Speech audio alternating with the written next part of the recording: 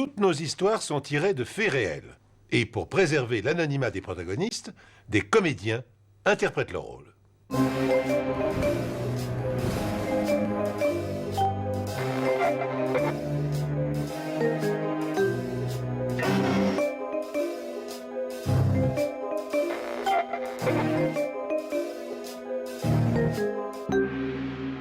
Autant vous prévenir tout de suite.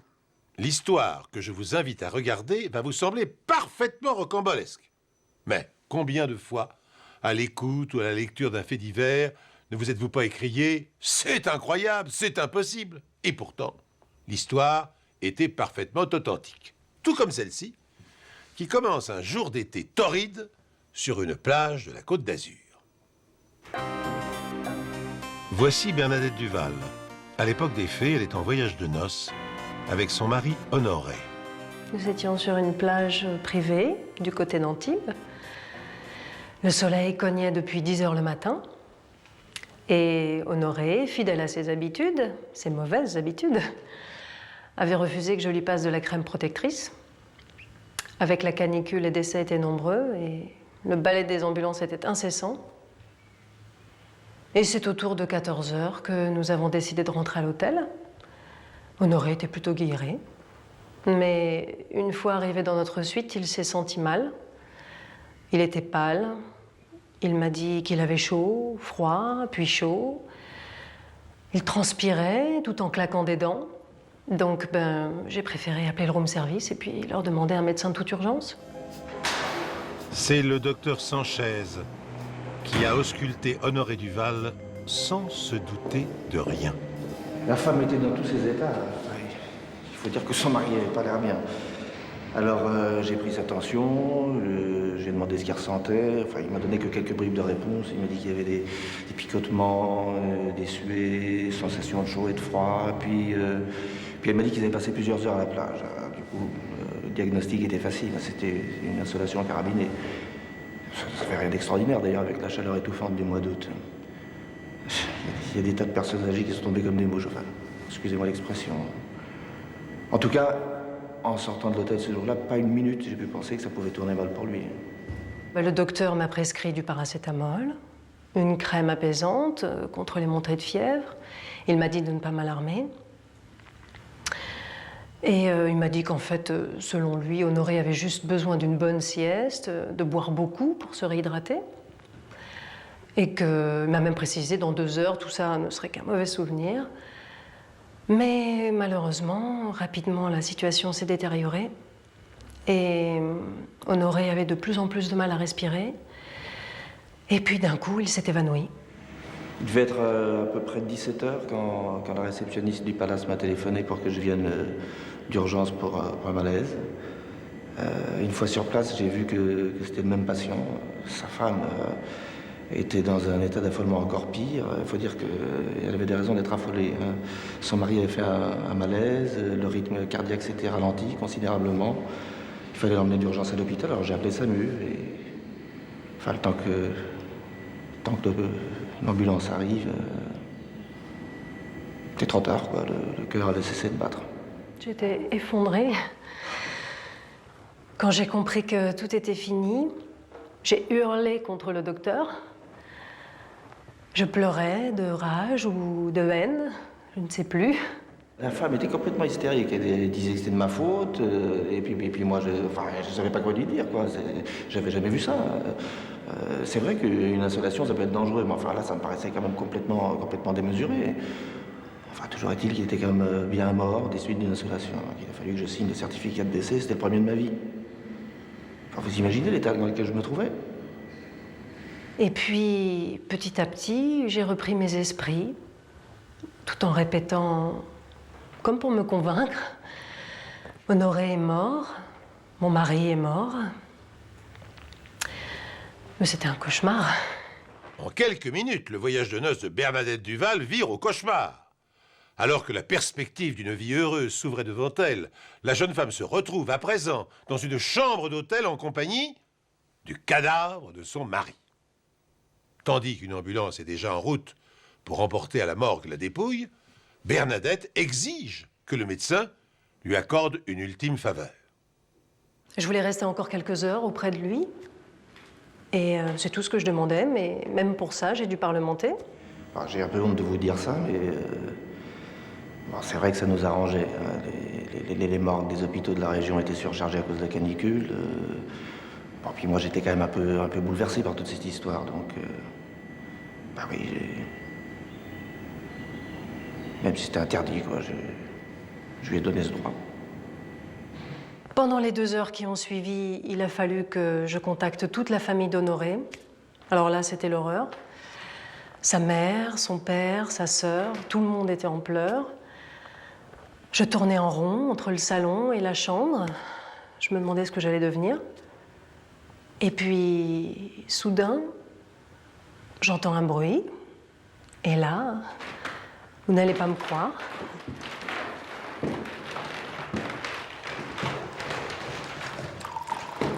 C'était Honoré. Honoré qui me demandait à boire. Alors là, évidemment, j'ai hurlé. J'étais tellement heureuse. D'ailleurs, je t'ai demandé de ne pas crier, tu te souviens? Oui. Je t'ai dit que je t'aimais, hein, qu'il fallait que tu m'écoutes, et surtout que tu arrêtes de hurler. Mais oui, je sais, mais je voulais appeler le médecin. Je voulais quand même prévenir toute la famille, parce que c'était quand même un miracle qui venait de se produire. Honoré était en vie. Et tu m'as dit de ne rien faire. Et c'est là que tu m'as tout raconté. Oui, ça m'est venu comme ça. Avant la première visite du médecin, je me sentais vraiment mal. Hein. Je suffoquais, je me suis vraiment vu mourir. Puis j'ai commencé à me sentir mieux et je me suis dit que j'étais sorti d'affaire. Et là, je n'arrive toujours pas à me l'expliquer. J'ai pensé à mon contrat d'assurance vie. 600 000 € quand même. Alors j'ai commencé à cogiter et je me suis dit, mais est-ce que ça serait pas le moment idéal pour mourir? Mais c'était trop dingue. Ben oui. Puis en cherchant je sais plus quoi dans ma trousse de toilette, je suis tombé sur une boîte de quinine qui devait dater de notre dernier séjour en Afrique. Et là, mon imagination s'est emballée. Je me suis souvenu d'un truc que j'avais appris pendant mon service en outre-mer. Pour éviter de faire les exercices, on attrapait une petite insolation et on prenait de la quinine. On restait cloué au lit pendant des heures avec des montées délirantes, mais au moins ça marchait. Ah oui. Oui, bon, je sais, j'ai pris un gros risque, hein, j'ai eu un gros malaise. Mais enfin, c'est comme ça que je suis passé pour mort aux yeux du médecin. Moi, je n'en revenais pas. Hein. J'étais furieuse contre toi. Mais bon, en même temps, évidemment, j'étais très heureuse qu'il soit en vie. Et puis, comme d'habitude, tu as su me convaincre. Alors, selon Honoré, l'idée était très simple. Faire le mort pour récupérer l'assurance. Alors, je me souviens, tu me répétais tout le temps, le plus dur est fait, tu verras, ma chérie. Ça va marcher. Ça a marché. La situation présente est évidemment beaucoup plus complexe qu'il n'y paraît. Car il ne suffit pas d'affirmer qu'on est mort aux yeux des autres pour qu'ils le croient. Si Honoré Duval veut mettre à exécution son escroquerie à l'assurance, il doit trouver le moyen de convaincre de son décès son entourage et le médecin. Il doit aussi affronter l'expertise de Louis Bertin, l'enquêteur mandaté par sa compagnie d'assurance. Ça faisait pas longtemps que je travaillais pour cette compagnie d'assurance. Et là, c'était ma première affaire importante. Alors je me suis donné du mal. Il fallait que je fasse mes preuves. On avait un de nos assurés qui avait souscrit une police d'assurance de 600 000 € qui venait de mourir. Je devais simplement être sûr qu'il était bien mort de mort naturelle. Parce que si c'était un crime ou un suicide, dans ces cas-là, évidemment, l'assurance vie n'est pas versée. Alors l'enjeu était de taille, mais moi j'étais pas très chaud à l'idée d'aller questionner la veuve, la famille, etc. Tu vois. Alors j'ai commencé par aller voir le docteur Sanchez, celui qui avait constaté le décès. J'ai tout de suite compris hein, qu'il cherchait juste à éviter à sa compagnie de débourser les 600 000 €. Puis il mettait en doute mon rapport, le certificat de décès. Tout était clair. Honoré Duval était mort d'une insolation. Et ça, il était formel, le Toubib.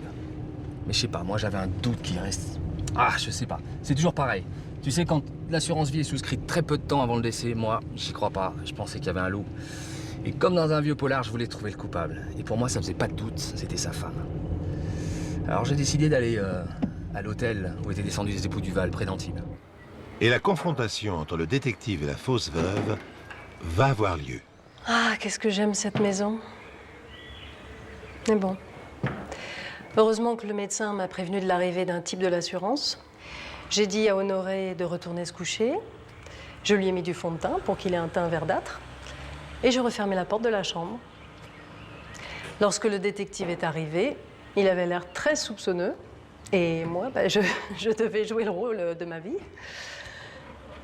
Mais quel teigne! Il m'a harcelé de questions. Mais j'ai tenu le choc. C'est vrai, après tout, j'étais une femme qui venait de perdre son mari en plein voyage de noces et je devais me tenir à ça. Je lui ai demandé si elle était restée seule entre les 2 visites du médecin. Je lui ai demandé si elle connaissait cette assurance vie qu'avait souscrit son mari. Elle n'a rien laissé transparaître. Rien. Je lui ai posé d'autres questions, rien. Elle m'a rien lâché. J'avais l'impression que tout sonnait juste, tout était rodé. Et là, je sais pas, j'aime pas ça.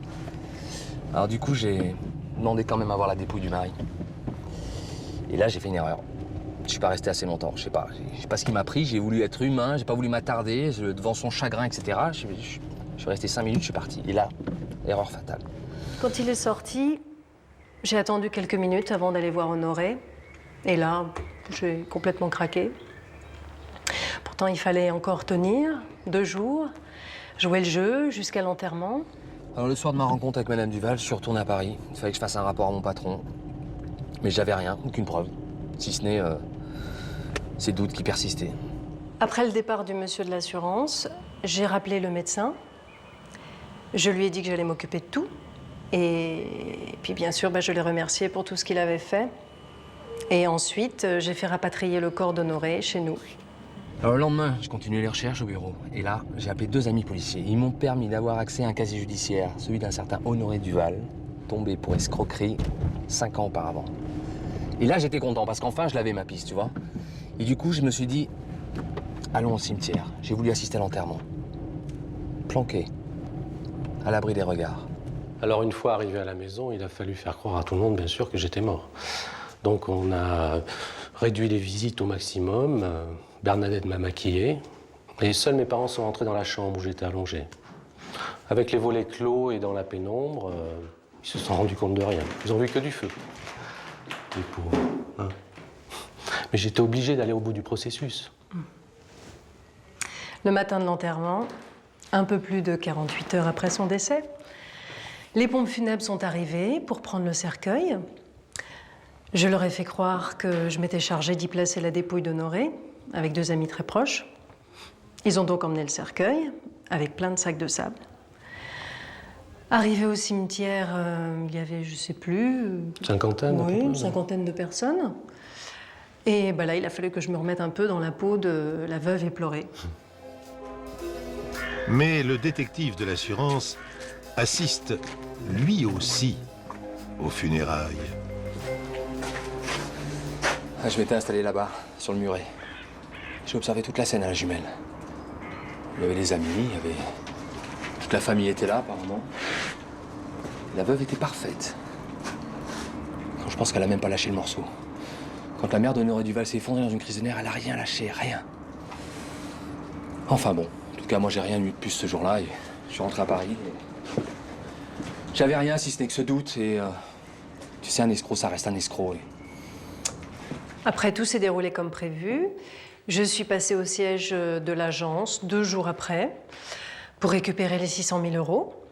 Il y avait le détective Louis Bertin. Alors, il m'a présenté ses condoléances. Il m'a demandé ce que je comptais faire. Et puis, je pense que c'est là que j'ai dû lui dire que je désirais partir en Suisse pour changer de vie. On a refait notre vie ici, à Genève. Ça me manquait.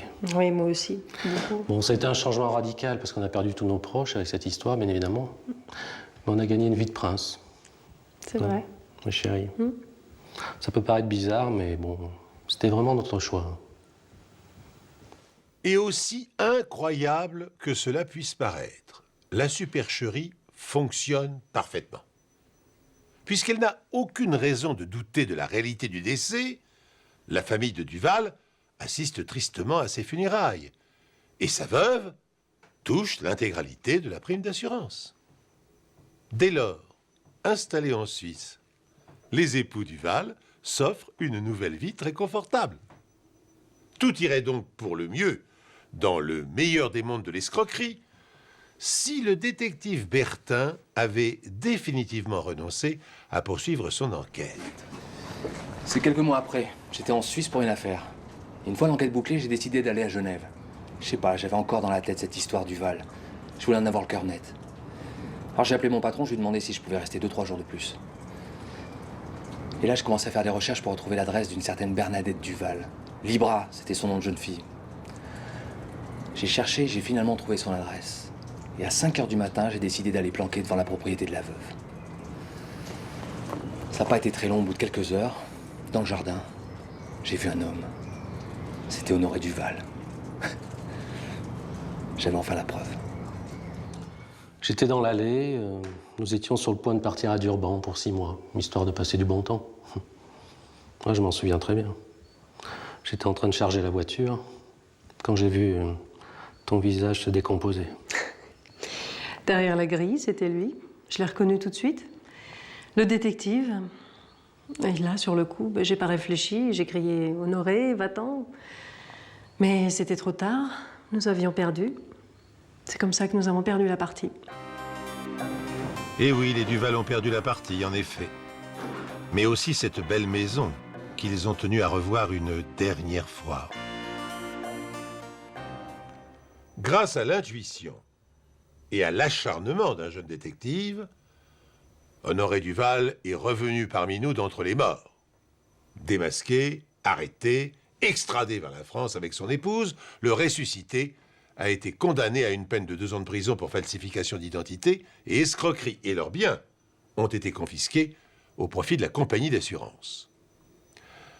Je me suis laissé dire qu'aujourd'hui, les Duval étaient serveurs l'été sur la terrasse d'un restaurant de la Côte d'Azur. Le matin, avant de se rendre au travail, Honoré accepte-t-il que sa femme lui enduise généreusement le visage de crème solaire? Je suis prêt à parier que oui.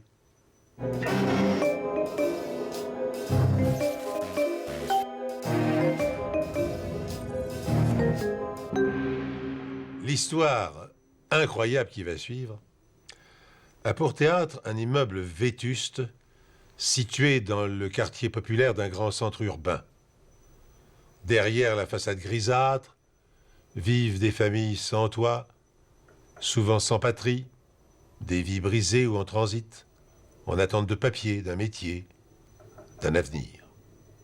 Cet immeuble, découpé en chambres d'à peine 12 mètres carrés, pompeusement appelé studio, est un hôtel à vocation sociale.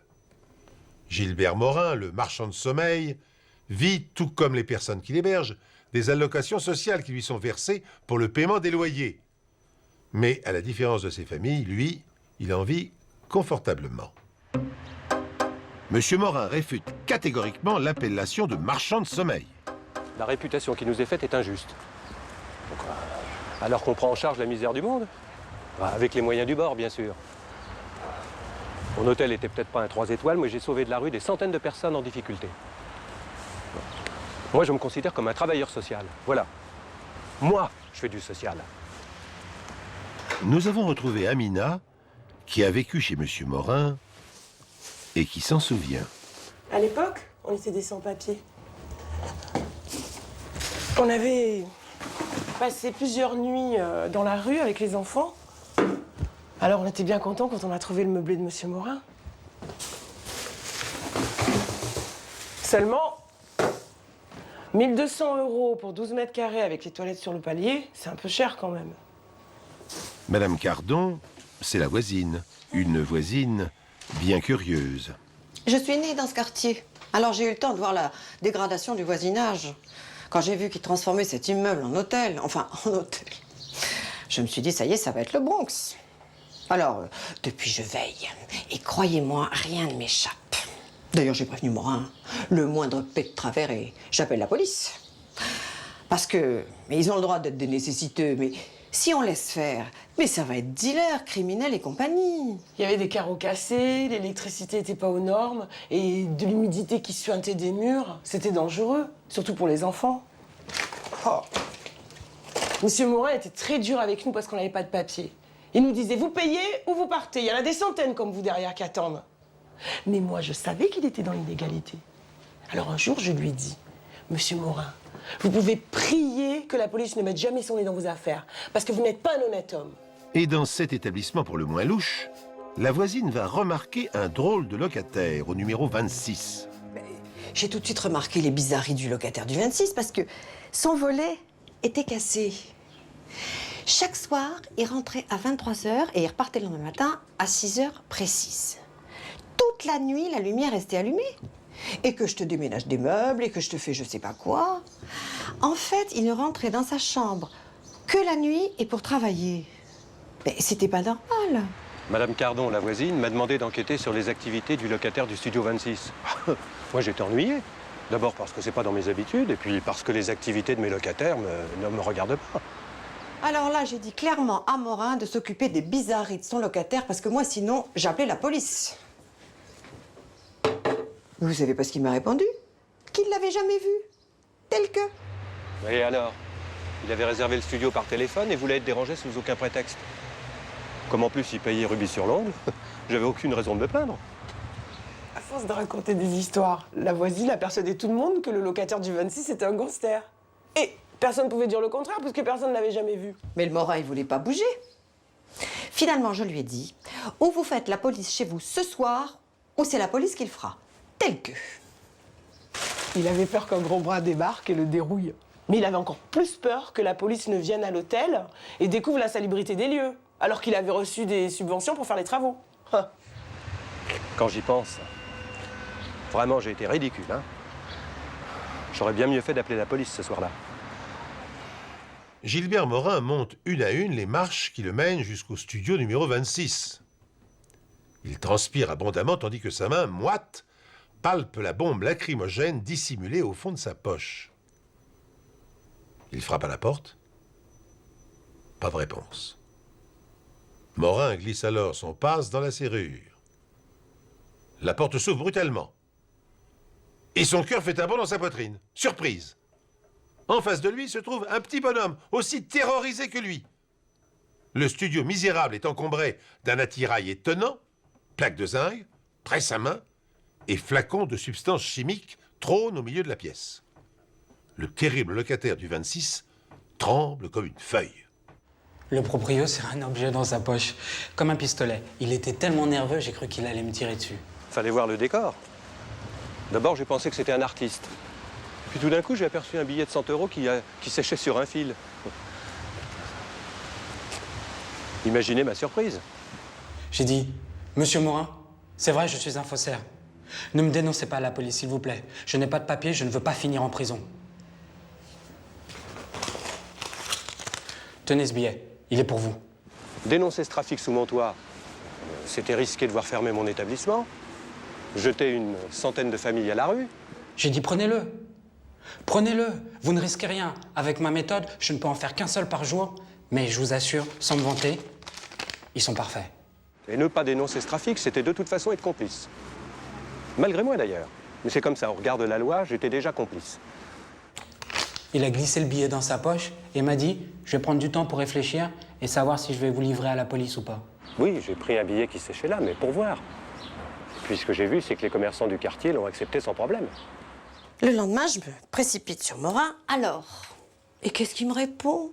Que son locataire est un artiste plasticien qui crée la nuit des œuvres, qu'il est complètement névrosé et qu'il faut surtout pas le déranger. Vous savez comment on l'appelait, Madame Cardon, dans le quartier? Le pitbull.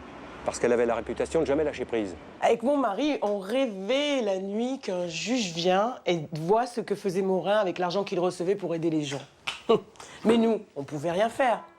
La voisine qui surveillait tout le monde, elle avait fait une fixation sur le locataire du 26. Alors moi, j'en ai rajouté une couche. Je lui disais, oh, c'est vrai qu'il fait beaucoup de bruit.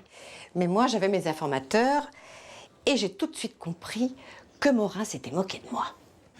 Tous les jours, il venait chercher son billet pour le prix de son silence, disait-il. Il me livrait de la bouffe comme un chien à qui on remplit son gamelle, et puis après, m'enfermait dans ma chambre à double tour. Morin est tiraillé entre la peur du danger et la peur du gain. Il aime l'argent, mais il ne veut prendre aucun risque. Il teste donc un billet chez un buraliste connu pour être particulièrement méfiant envers les faux billets en circulation. Mais pour le commerçant, pas de doute, c'est un vrai. La peur change de camp. Le marchand de sommeil oblige le faussaire à fabriquer des faux billets en échange de son silence. Mais la poule aux œufs d'or ne pond qu'un seul billet par jour. C'est trop peu. Bientôt, il lui en faut plus à Morin. Beaucoup plus. En fait, on a vu le locataire du 26 de plus près le jour où il est devenu le locataire du 28. Oui, Monsieur Morin nous a obligés à échanger nos chambres. Parce que la note donnait sur la rue et pas sur la cour.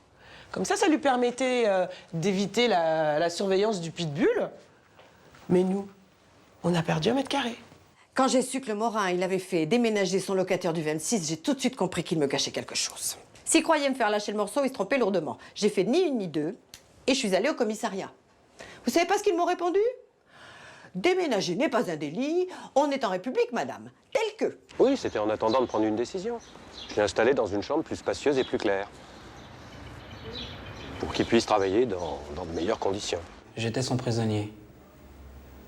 Alors moi, je lui ai dit, je suis un artiste. Je peux pas bosser comme ça. Je peux pas bosser à la chaîne. Il me faut une presse spéciale pour sortir plus de billets. Mais ça coûte de l'argent. 150 000 €. C'est de l'argent, mais en contrepartie, je peux sortir 50 billets tous les jours de 100 €. Donc, au bout de 2 mois, c'est l'amortissement. Et après, c'est que des bénéfices. Le comportement du marchand de sommeil change de jour en jour. La cupidité et un sentiment de toute puissance envers le faussaire lui font perdre tout sens de la mesure. Hélas, Madame Cardon épie ses moindres faits et gestes. Comment se débarrasser de cette fouineuse pathologique?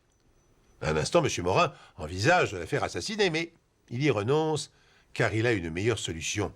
Il connaît son talon d'Achille. Madame Cardon, elle aussi, aime l'argent. C'est une femme coquette qui dépense beaucoup. Il va la tester. Même en liquidant tout, mes comptes, mes réserves, j'avais pas assez. Et vendre ma résidence secondaire aurait pris beaucoup trop de temps. Alors j'ai pensé faire d'une pierre deux coups. Morin, il est venu me voir et il m'a confié son secret. Et il m'a proposé une affaire, un investissement. Bon, moi au début j'ai cru que c'était une blague. Mais il m'a donné un billet de 100 €. Alors pour en avoir le cœur net, j'ai été à la Banque de France et je leur ai montré le billet en demandant si par hasard c'était un faux. Ils m'ont répondu non madame, pas du tout, ce billet-là il vient bien de chez nous. Alors là ça m'a impressionnée parce que je me suis dit, si le billet est d'une vérité absolue, en principe on peut pas se faire prendre. Non, c'est vrai, le jeu en valait la chandelle. C'était sans risque. Morin m'a apporté l'argent la veille au soir. J'ai compté les billets, le compte y était. Après, il a été rangé l'argent, les billets dans le coffre-fort. Le lendemain, il est revenu. Il m'a accompagné au lieu de rendez-vous dans une fourgonnette. L'argent était dans une mallette qui était accrochée à son poignet par des menottes. J'ai dit, Monsieur Morin, vous ne pouvez pas monter dans l'immeuble. Ça tombait bien, il n'avait pas envie de voir des gangsters. Alors on a convenu d'un deal. Il m'attendait devant l'immeuble, dans la fourgonnette, pour emmener la machine. Je l'ai arrêté devant l'immeuble où il devait. Il est monté avec l'argent. Et puis, bah rien. La voisine, elle a attendu Morin toute la soirée. Elle n'arrêtait pas de poser des questions. Et vous avez pas vu Morin? Il est où? Pia, pia, pia. Comme une amoureuse. Enfin, non, pas comme une amoureuse, mais un peu quand même. Tout à coup, ces deux-là, ils étaient cul et chemise. Mais ça n'a pas duré longtemps.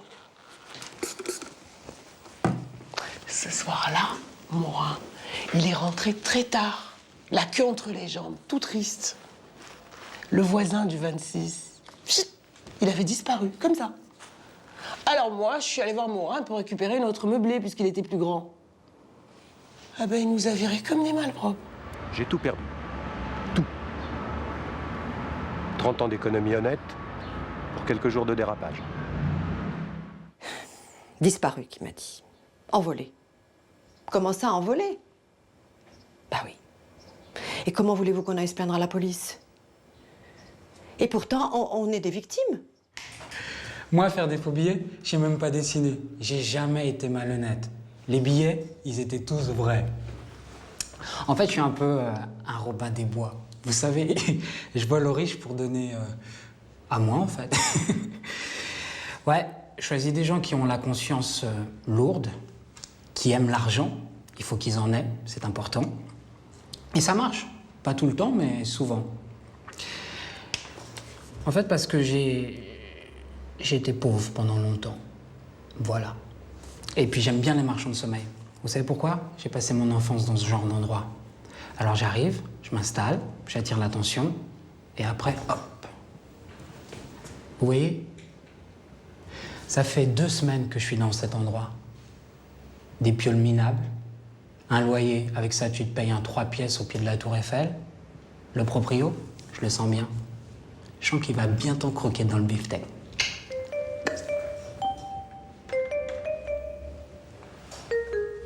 Ne vous y trompez pas. À sa façon, Franklin, notre faux faussaire, est un artiste. Il y a chez ce garçon un véritable talent pour identifier le profil de ses victimes, susciter chez eux l'appât du gain, le désir de domination. Depuis des années, il piège ainsi des marchands de sommeil, des marchands de biens, des notaires et bien d'autres personnes qui toutes ont en commun la peur de la police. Elle ne doit surtout pas mettre son nez dans leurs affaires douteuses. Eh bien, jusqu'à présent, aucune des victimes de Franklin n'a osé porter plainte.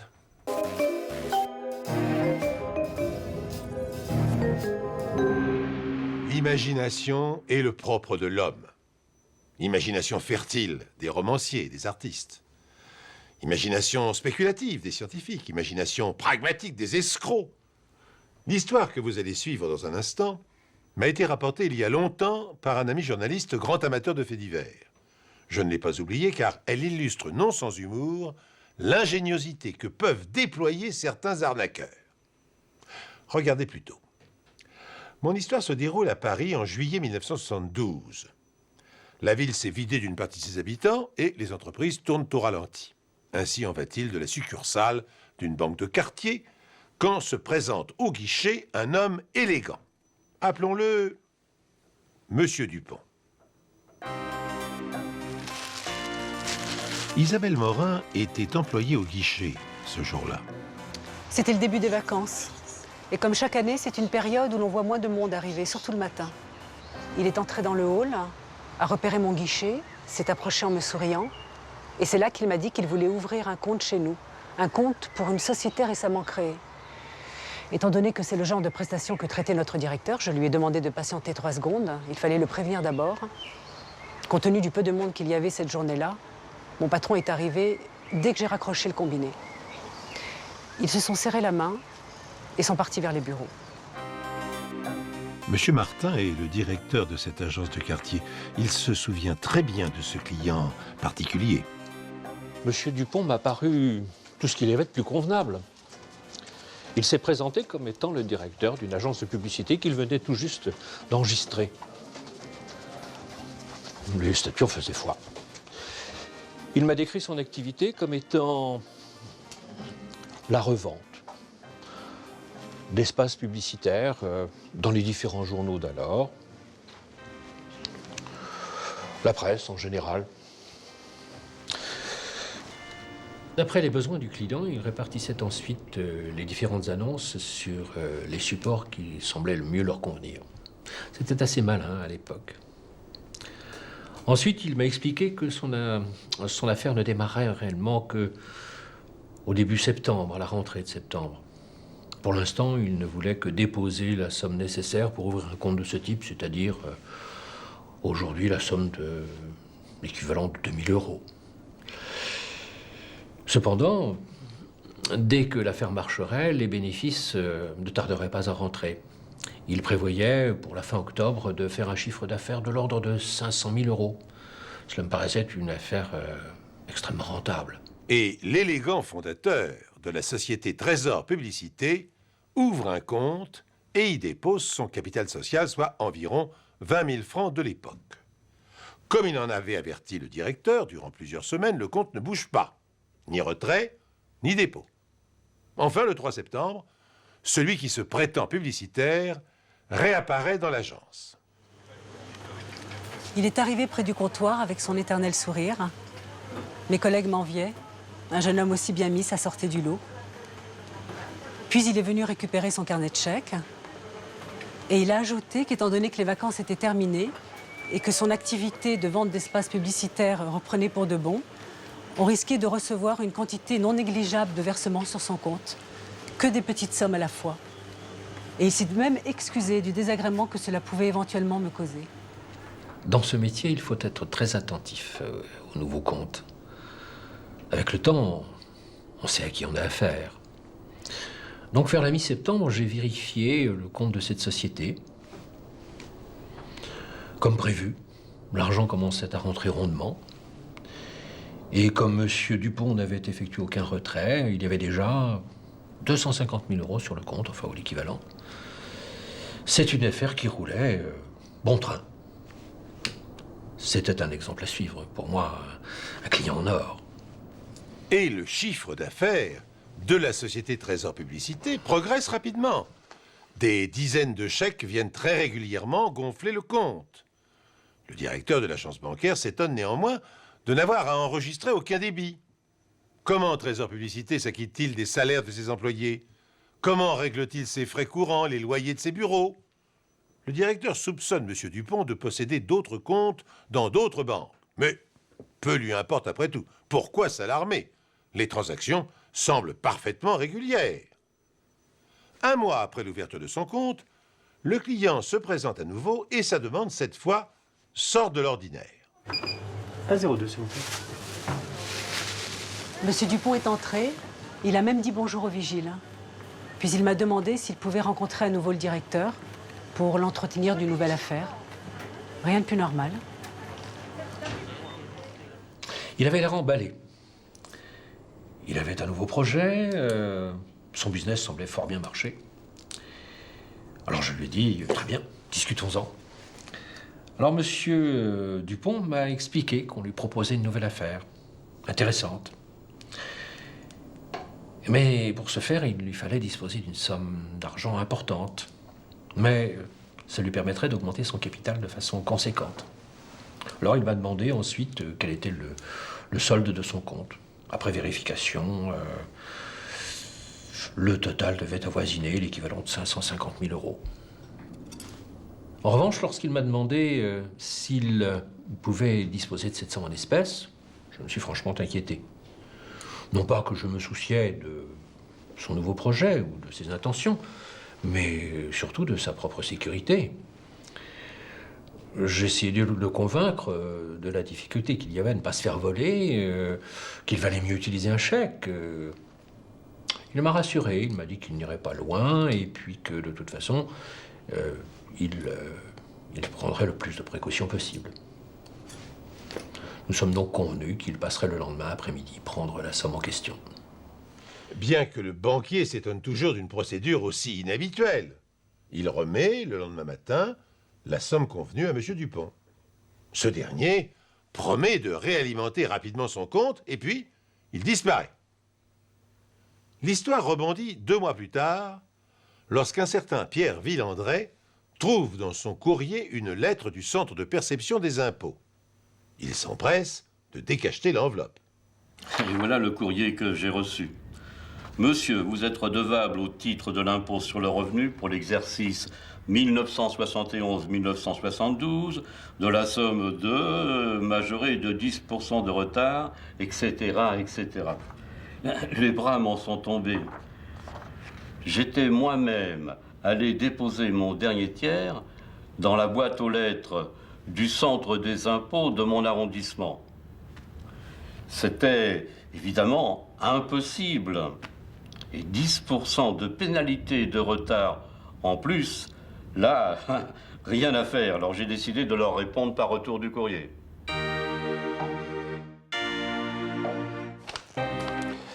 Monsieur le percepteur, j'ai le regret de vous informer que j'ai réglé en temps voulu le solde de mes impôts pour l'exercice 1971-1972 à la date limite du 15 septembre par chèque numéro 1, daté du même jour de la banque BFI.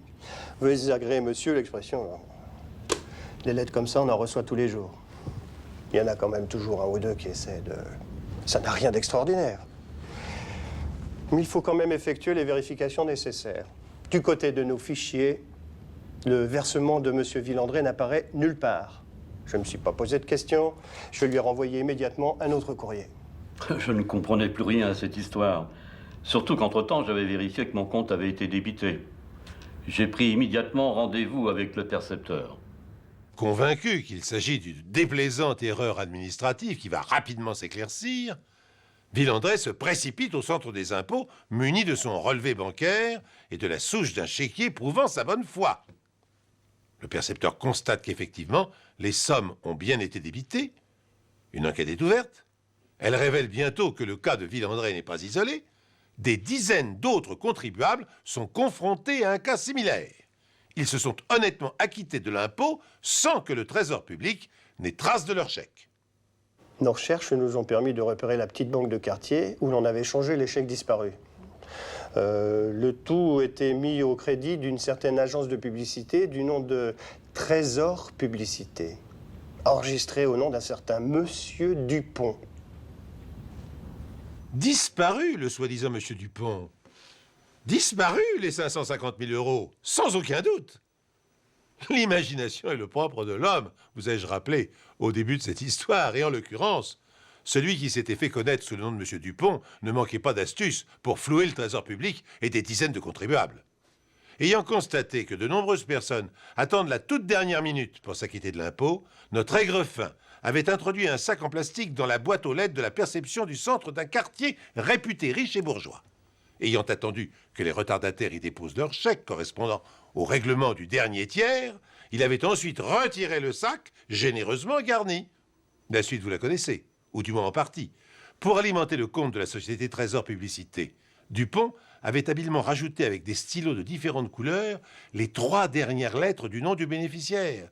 Ainsi, les chèques adressés au Trésor Public venaient-ils peu à peu gonfler le compte de Trésor Publicité.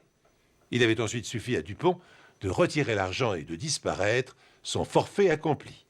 Une escroquerie aussi élaborée et menée à bien avec un tel sang-froid, croyez-moi, ça ne s'invente pas.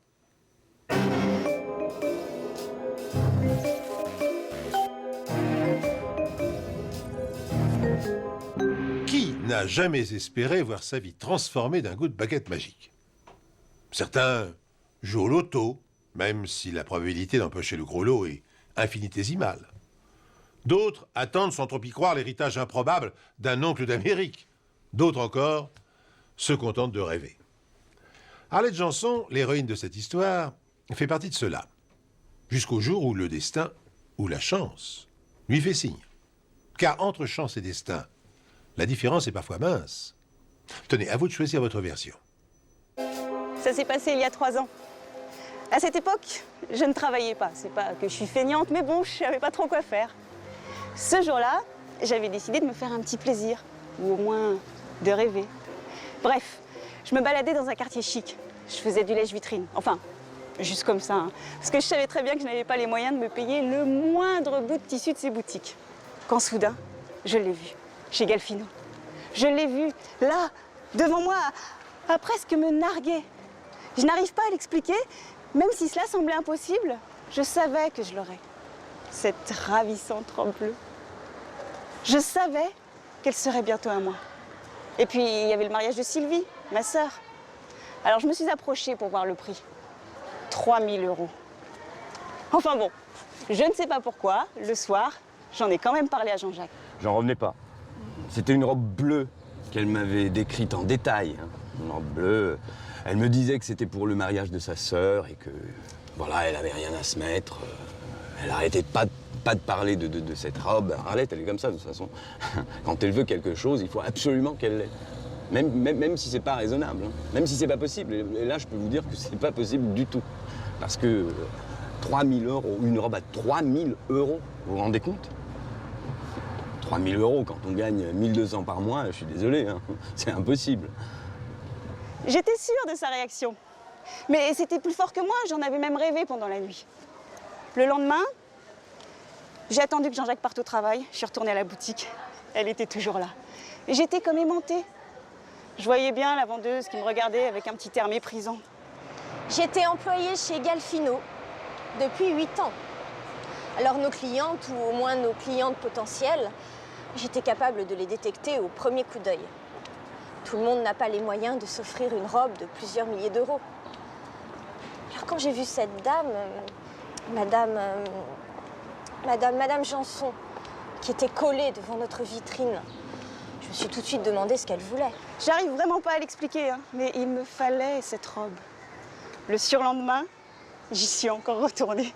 Et pour être honnête, j'ai passé la journée assise sur le banc en face de la boutique. J'ai passé la journée à regarder la robe. Quand j'y repense, j'ai quand même un peu honte. La journée entière, toute la journée. Cette dame a passé toute sa journée à regarder cette robe bleue. C'était devenu presque dérangeant. J'ai même songé à aller la voir, à lui parler. À un moment, je me suis même demandé si j'allais pas appeler la police.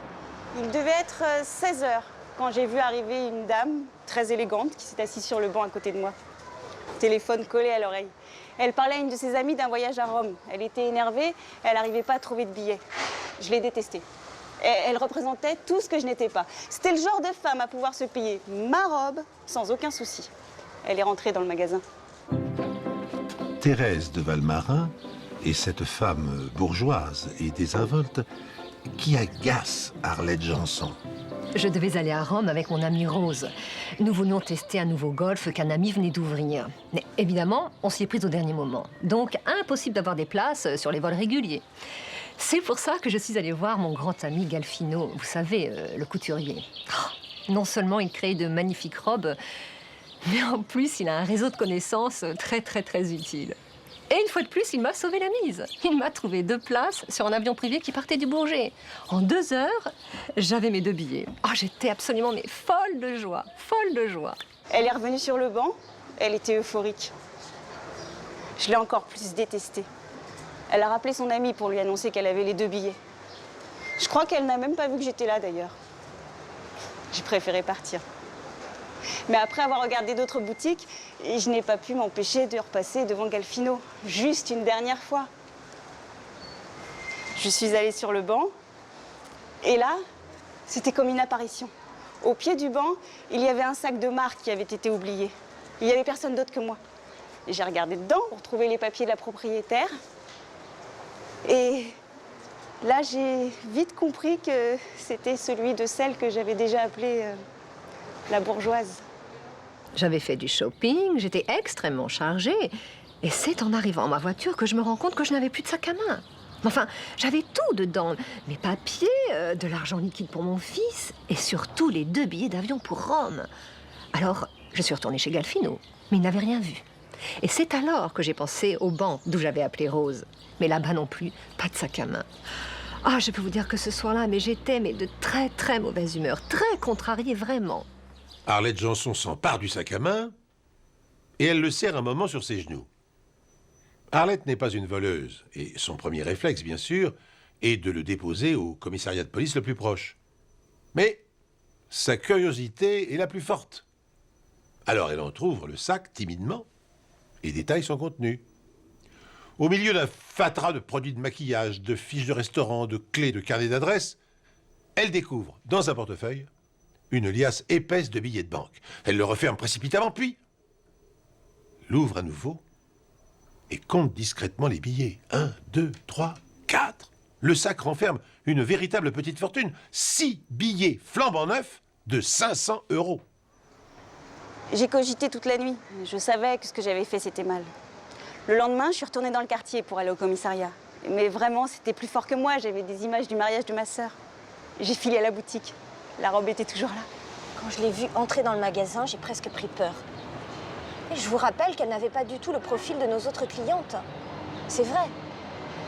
Et comme je m'y attendais, elle m'a demandé à essayer cette robe bleue. Je ne savais pas du tout quoi faire. C'est vrai, je ne pouvais pas refuser, mais en même temps, j'étais persuadée, vraiment persuadée qu'elle ne pouvait pas se l'offrir. Elle m'allait parfaitement bien. Ah, je vous mens pas. Je me suis regardée dans le miroir. Elle était magnifique. J'étais une vraie petite princesse. Quand elle m'a dit qu'elle prenait la robe, j'ai pas pu m'empêcher d'être étonnée. Surtout qu'elle payait en liquide 3 000 €. 3 000 € tout de même. Qu'est-ce que vous auriez voulu que je fasse? De toute façon, si je refusais, c'était du délit de faciès. La semaine qui a suivi a été la pire de ma vie. J'étais déprimée et énervée, lunatique. Pendant une semaine, je l'ai caché dans l'armoire. Au début, je n'ai pas dit la vérité à Jean-Jacques, mais j'avais l'impression de le trahir. Pendant les jours qu'on suivit, j'ai cru qu'elle était vraiment malade. Malade ou contrariée à cause de moi. Elle dormait pas, elle mangeait presque pas. Elle était vraiment ronchon. Donc, un matin, je lui ai demandé si elle n'était pas enceinte. Parce que moi, ça m'aurait fait plaisir, quand même. Et c'est à ce moment-là qu'elle a sorti la robe. Qu'elle m'a montré la robe à 3 000 €. Vous imaginez? C'était pire que tout. Je n'arrêtais pas de pleurer. J'arrivais pas à m'expliquer. Je lui ai demandé, t'as vidé le compte en banque ou quoi?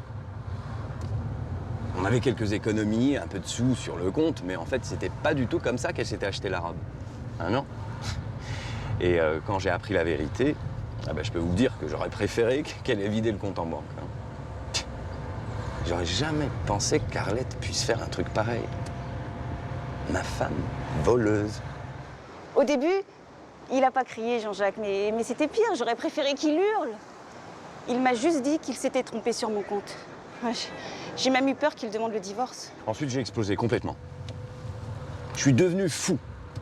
Je lui ai dit que la propriétaire allait porter plainte, qu'elle allait avoir des ennuis quand même, de très gros ennuis. Arlette Janson fond en larmes. Elle réalise réellement pour la première fois la conséquence de son acte irraisonné. Alors elle s'empare du sac et fouille fébrilement son contenu. Dans une poche, elle découvre un passeport et reconnaît la propriétaire, Thérèse de Valmarin, qui habite dans un quartier huppé de Paris. Je lui ai dit que dès le lendemain, elle irait porter le sac à la propriétaire. Moi, entre-temps, je suis passé par la banque, puis il y avait un peu de sous sur le compte, j'ai demandé un emprunt pour arriver à 3 000 €, puis tous les deux, on est partis dans le 16e. Dans la voiture, j'étais pétrifiée. Jean-Jacques ne me décrochait pas un mot. Il m'avait prévenu. Si je n'y allais pas, il irait lui-même. J'ai sonné à la porte. Ma main était crispée sur le sac à main où Jean-Jacques avait remis les 3 000 €.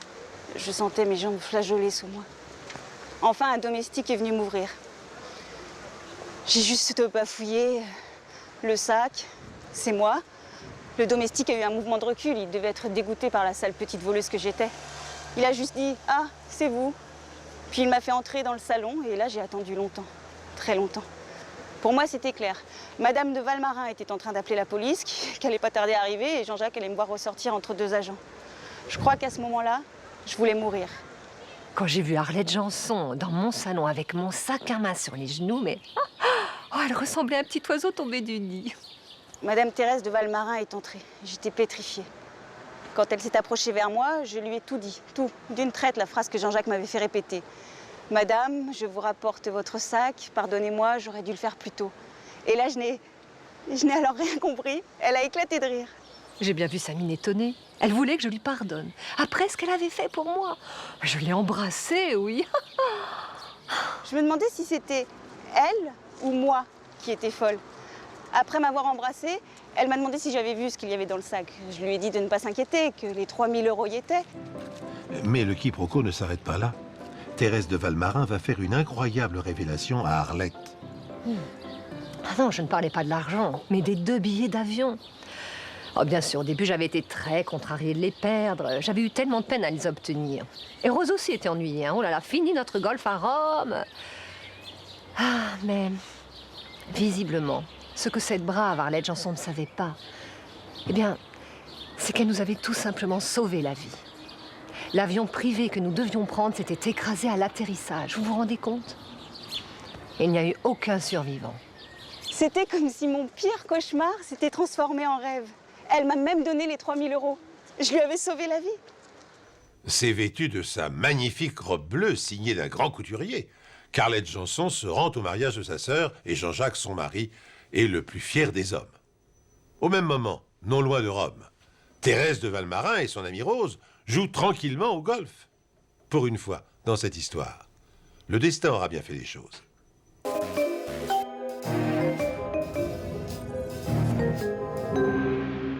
La littérature et le cinéma, comme le théâtre d'ailleurs, regorgent de drames qui défient la raison. Ils sont alors le fruit du talent de leurs auteurs à l'imagination fertile.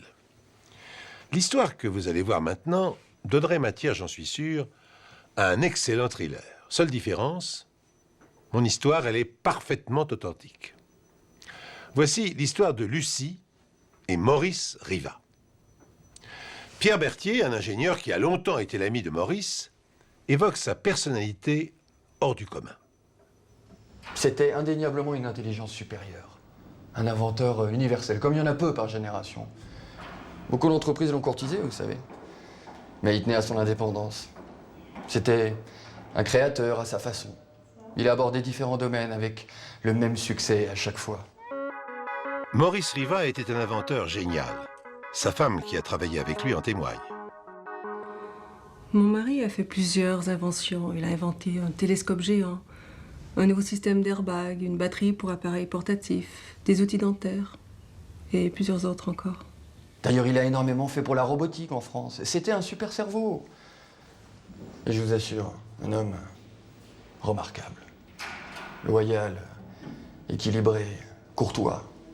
Je l'ai jamais vu s'énerver, maltraiter qui que ce soit. Rien à voir avec l'homme qu'on me décrivait dans les dernières années. Un super cerveau, un inventeur universel, un homme remarquable. C'est avec des superlatifs que Pierre Berthier parle de son ami. Et les confrères du savant partagent à son égard la même admiration. Mais ces éloges sont-ils réellement justifiés? Écoutons maintenant deux personnes qui ont partagé le quotidien du scientifique.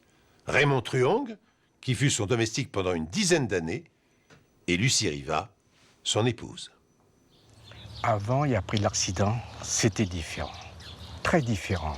Avant, c'était un homme correct, il me parlait bien, très excité par ses inventions, son travail, tout ça, mais poli. Poli, estime M. Truong, le domestique. Correct aussi. Mais tout cela avant le fameux accident. J'étais une épouse fière et admirative. Très admirative. Moi, je n'étais pas du tout une scientifique, mais je prenais beaucoup de plaisir à l'assister dans son travail. Hein. Enfin, autant que je le pouvais, bien sûr. Nous n'avions pas d'enfants et il est vrai que ses réussites professionnelles étaient un peu pour nous deux un substitut. Et puis il y a eu cet accident. Tout le monde lui disait, ne mettez pas le laboratoire à l'intérieur de la maison. C'est dangereux. Mais M. Riva disait, non, il n'y a aucun danger. Il était très sûr de lui, très têtu. Et un jour, ça a explosé. Après, c'était plus pareil. Au cours d'une expérience, le laboratoire explose. Et Maurice Riva en sort grièvement brûlé. Après un mois passé à l'hôpital, mon mari a eu une longue convalescence. Il s'est remis assez vite de ses brûlures. Mais ce qui ne s'est pas arrangé, ce sont les migraines, les problèmes d'audition, les bourdonnements. Il n'entendait plus. Il appelait ça son brouillard intérieur. L'explosion de son laboratoire a privé Maurice Riva de toute sensation sonore, à l'exception d'une seule, la voix de sa femme. Elle seule, en effet, semble capable de se frayer un mystérieux chemin jusqu'à son cerveau. Comment expliquer ce phénomène inconcevable? Cette bizarrerie qui échappe à toute logique. Les médecins que consulte Riva sont incapables de déterminer la cause de cette manifestation sans précédent. Il lui disait, contre l'avis de tout le monde, que c'était explicable. Une histoire de fréquence sonore. En gros, la fréquence de ma voix était la seule qui s'accordait à son oreille. Manifestement, l'avis des médecins sur cette question ne l'intéressait pas beaucoup. Il ne les prenait pas au sérieux. En tout cas, elle a très vite arrêté les examens. Il y a très longtemps, il m'avait dit que la première chose dont il était tombé amoureux chez moi, c'était ma voix. Et ça m'avait flattée. Madame Riva servait de traductrice entre M. Riva et les gens. Il n'entendait plus personne, seulement elle. Moi non plus, il ne m'entendait pas. Au début, Madame Riva faisait ça avec plaisir. Ça se passait bien. On s'était bien habitués. J'étais son seul lien avec le reste du monde. Je Je me suis acquittée de ce rôle intermédiaire en pensant lui être utile. Il disait que j'étais ses oreilles, sa voix, que ça lui convenait très bien. Moi, je me suis dit pourquoi pas. Mais surtout, je pensais que les choses s'arrangeraient peu à peu.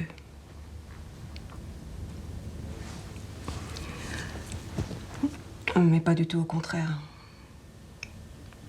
C'est vite devenu un enfer. Incapable de communiquer sans l'aide de son épouse, Maurice Riva exige désormais sa présence permanente à ses côtés et s'emporte si elle ne cède pas à ses caprices. Le sympathique savant d'hier se transforme rapidement en tyran domestique. Inquiet de cette situation devenue explosive, le docteur Gérald Comte, le frère de Lucie, tente d'intervenir. Hélène, son épouse, se souvient des efforts que déployait son mari pour aider Maurice Riva. Mon mari, qui arrivait quand même à voir sa sœur de temps en temps, me disait qu'elle avait terriblement maigri, qu'elle avait très mauvaise mine. La surdité de Riva, le fait qu'il n'entende que la voix de Lucie, son besoin en permanence d'elle, mon mari n'y croyait pas. Il trouvait ça complètement extravagant et en fait, ça l'inquiétait beaucoup.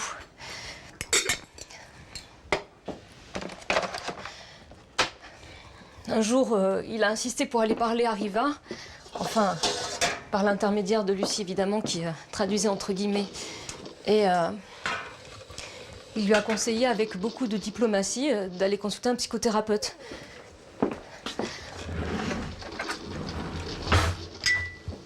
Et Riva l'a littéralement fichu à la porte. Ça l'a mis dans une fureur épouvantable. Il a insulté mon frère, il l'a traité de médecin minable et il l'a mis dehors. Je ne l'avais jamais vu dans cet état. Pour la première fois, j'ai vraiment eu peur qu'il devienne violent physiquement. Ça devenait vraiment irrespirable.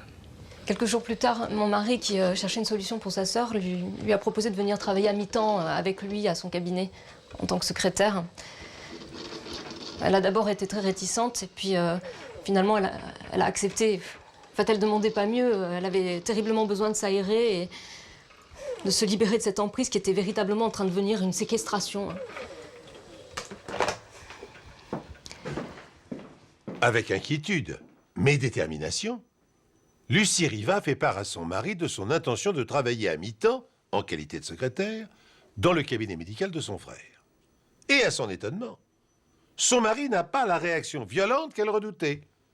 Le lendemain, contre toute attente, Riva dit même approuver pleinement cette décision.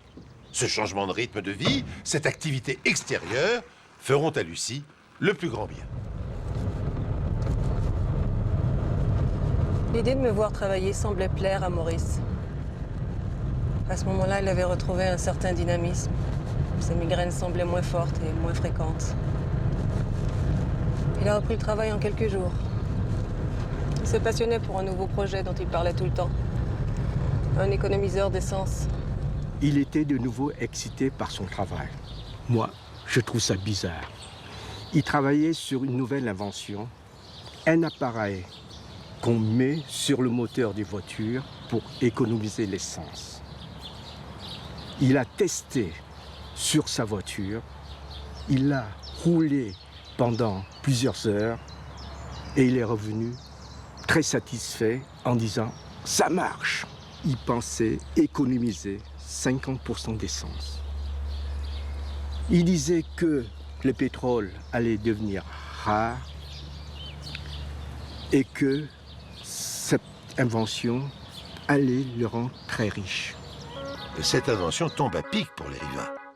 En effet, l'assurance n'a pas voulu rembourser l'accident du laboratoire car celui-ci était dans la maison. Le ménage manque d'argent. Je l'ai cru, oui. J'ai cru que ça marcherait. Il était très crédible. Très crédible? Oui, probablement. Maurice Riva retrouve même à l'égard de son épouse des gestes de tendresse oubliés depuis longtemps et qui achèvent de la rassurer.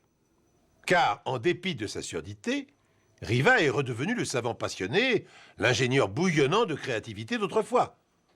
Lorsque les travaux de sa dernière invention sont bien avancés, Riva annonce qu'il va procéder à un nouveau test de son appareil.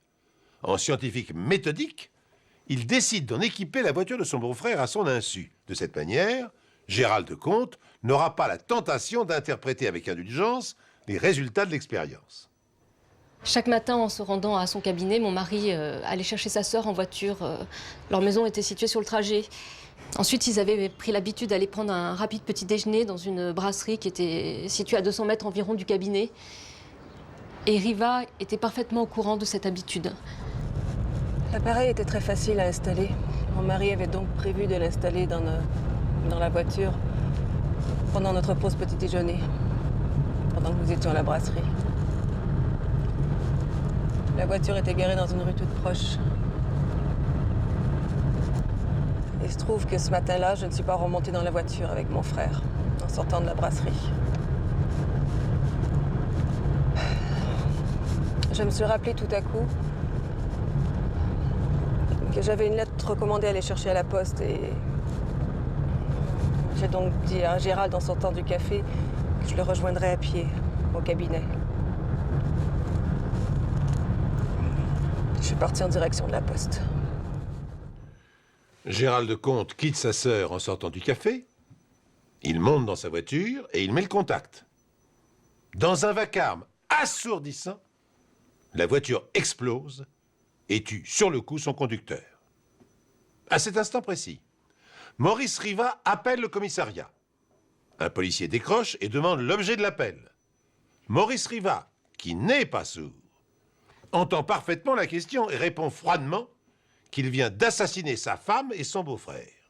Et il ajoute « J'ai tué mon beau-frère parce qu'il a volé ce qui m'était le plus cher au monde, la voix de ma femme, et j'ai tué ma femme parce qu'elle s'est laissée faire. » Puis, sans raccrocher le combiné, Riva, qui est donc persuadé que sa femme est morte, s'empare d'un revolver et se tire une balle dans la tête.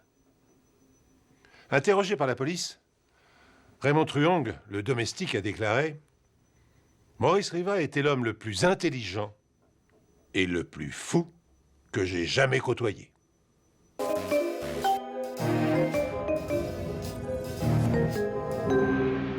Alexis Pépry est un homme méticuleux. C'est comme cela depuis toujours. Enfant déjà, il avait la passion des chiffres. Au collège, puis au lycée, il calculait les chances qu'il avait d'être interrogé et il apprenait ses leçons en fonction de ses prévisions, ce qui d'ailleurs ne se révélait pas toujours exact et de plus nuisait à ses résultats scolaires. Cela n'a tout de même pas empêché de passer une licence de mathématiques et plus tard d'obtenir un poste de statisticien dans une grande compagnie d'assurance. Il pourrait vous dire par exemple combien de chances sur 1 million vous avez de finir vos jours écrasés sous un autobus ou de gagner seul au loto dans les 6 mois qui suivent. Alors, lorsqu'Alexis, qui ne choisit jamais au hasard la couleur de ses cravates, décide de commettre un meurtre, on devine quel soin il va y mettre. On peut lui faire confiance pour tout peser, même l'impondérable, pour tout prévoir, même l'imprévu, pour tout calculer, même l'infinitésimal. Les grains de sable, par exemple, les fameux grains de sable, eh bien, il se fait fort de les prendre en compte. Le voici donc à l'œuvre. À partir du moment où sa décision criminelle a été prise, c'est une extraordinaire machine à tuer qu'il se met à construire pièce après pièce. C'est Olga, mon enquêtrice, qui est allée à la rencontre des témoins de cette étonnante histoire.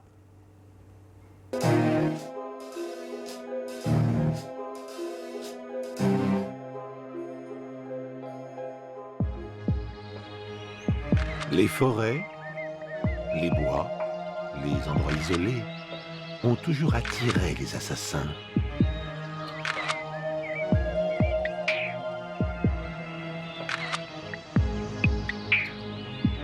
Et Alexis Pépry, casier judiciaire vierge, parcours professionnel impeccable, est un assassin.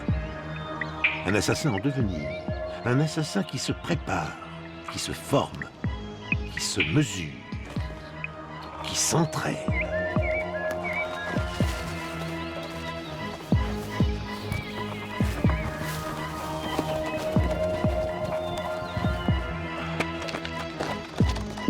Préparer le crime parfait, ça se travaille. Rien ne doit être laissé au hasard ou à l'improvisation. Et Alexis Pépry se veut un génie de la prévision. Il chronomètre le scénario du meurtre qu'il s'apprête à commettre, pas à pas, étape par étape.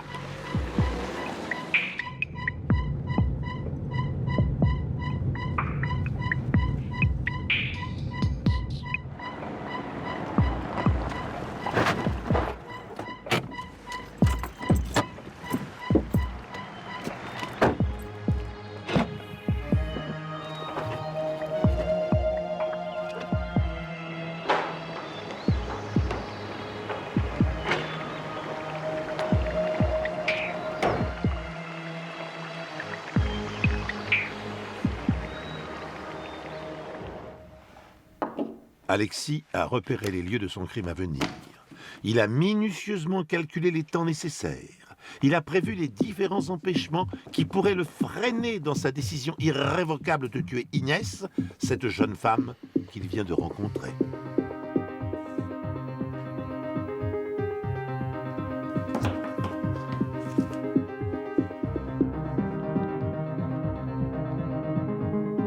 Allô Inès, c'est Alexis. Oui. Est-ce que tu es toujours d'accord pour mardi prochain? Excellent. Mardi alors. Voilà, le rendez-vous est pris. Mardi, Alexis va commettre un meurtre. Dans son esprit maladif et obsessionnel, Alexis éprouve le besoin de répéter et répéter encore les gestes qu'il aura à accomplir le jour fatidique. Il veut réussir le crime parfait.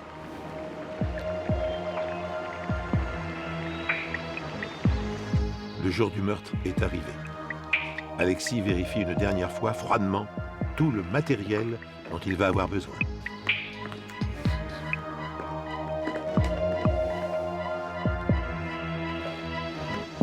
On ne saura jamais ce qui a poussé Alexis à préméditer ce meurtre. Ce jour-là, il attire facilement Inès dans son piège en lui promettant de lui faire découvrir un endroit magique, car il sait qu'Inès aime la nature.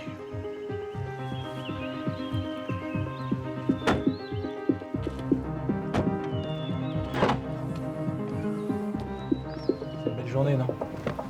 Magnifique.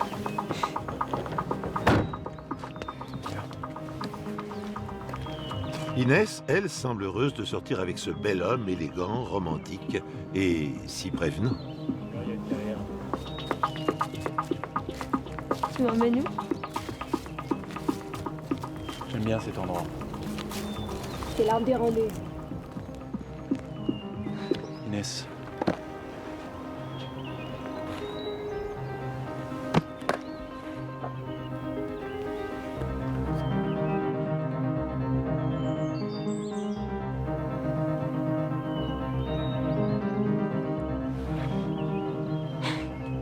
Qu'est-ce que tu fais? J'ai une surprise pour toi. Surprise? Tourne-toi.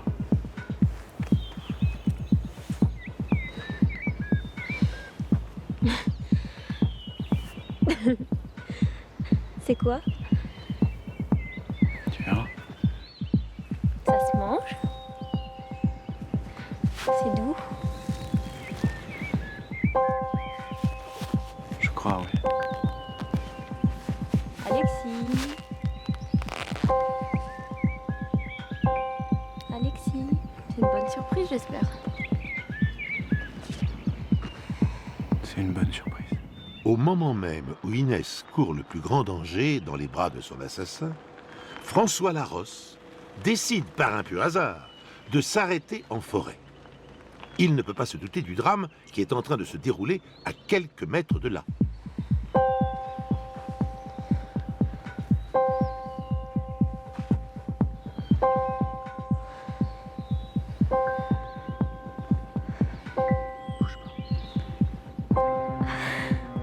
Tu me fais peur.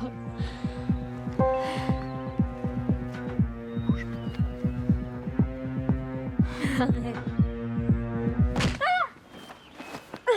François Larosse est un jeune homme en perdition. Il avait tout pour être heureux, une femme charmante, un bon travail. Mais tout lui a échappé. Son entreprise a déposé le bilan, sa femme l'a quitté, il n'a pas réussi à retrouver un emploi. Et peu à peu, sans s'en rendre compte, François Larosse est devenu un homme aigri, fatigué de vivre et alcoolique. Ce jour-là, ce fameux mardi, il a décidé d'en finir avec cette vie qui part en lambeaux. Ancien chasseur, il va utiliser son fusil pour mettre fin à cette existence minable qui est la sienne. On dirait que le malheur et le drame se sont donné rendez-vous dans cette forêt en ce mardi après-midi.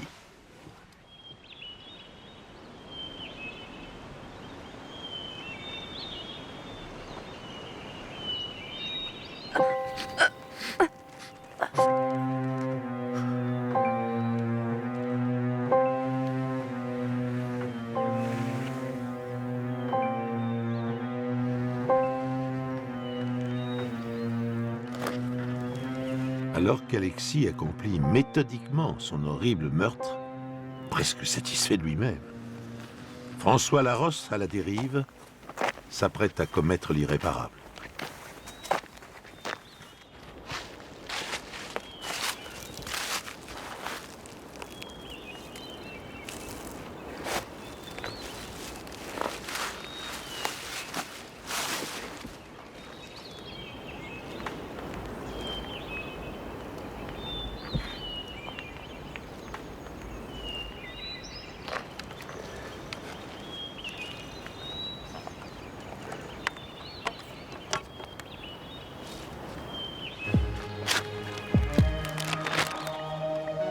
Alexis est d'une efficacité effrayante. Ses nombreuses répétitions macabres lui permettent d'effectuer tous les gestes nécessaires à la perfection. Inès n'est plus qu'un corps encombrant dont il va se débarrasser.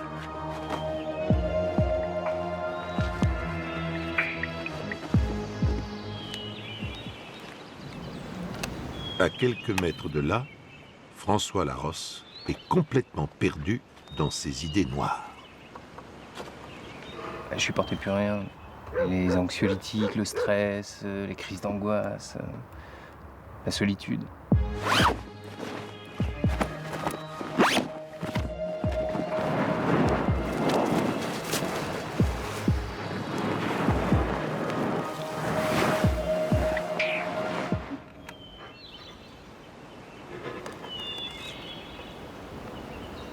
J'ai pas eu le courage d'appuyer. Et puis, j'ai pensé à mon ex-femme, Isabelle. Fallait que je l'appelle. Pour Alexis Pépry, tout semble se dérouler à la perfection.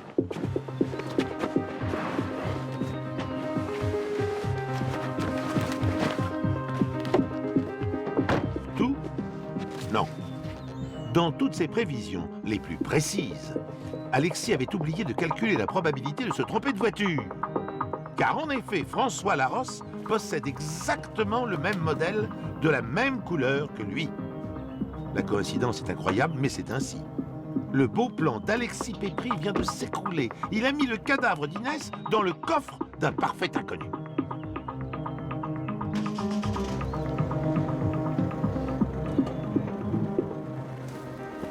Alexis Pépry ne perd pas une seconde. Hors de question de perdre de vue le cadavre d'Inès. Il va suivre François Larosse.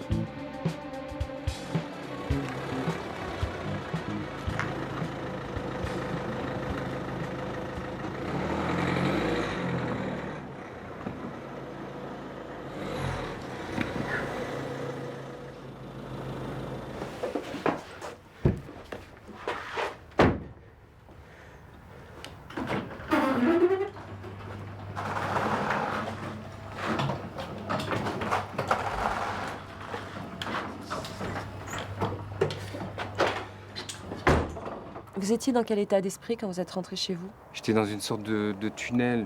J'avais bu, j'étais angoissé. J'étais dans un sale état. Ouais, j'imagine. Mais bon, je pensais qu'il y a une seule chose, c'était appeler Isabelle.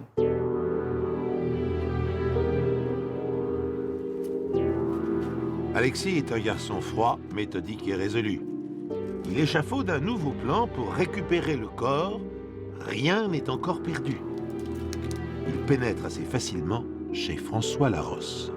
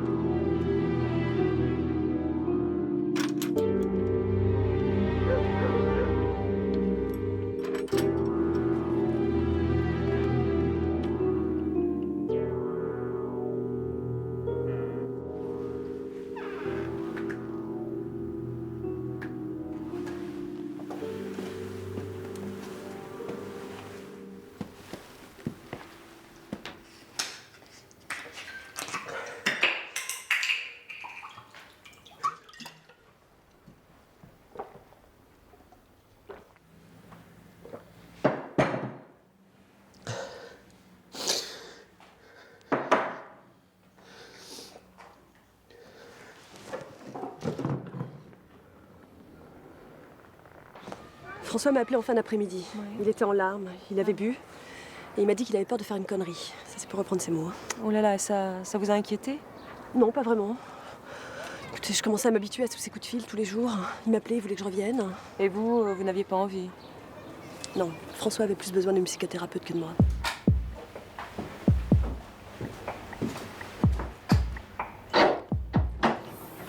Alexis peut agir en toute tranquillité. Il va récupérer le corps et reprendre son plan initial là où il l'avait interrompu.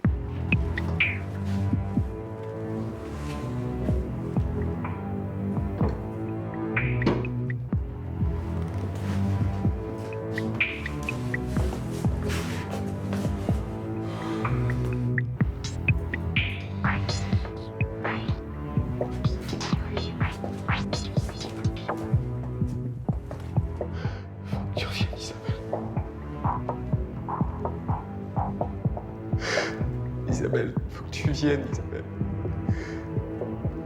Je crois que j'ai fait une connerie.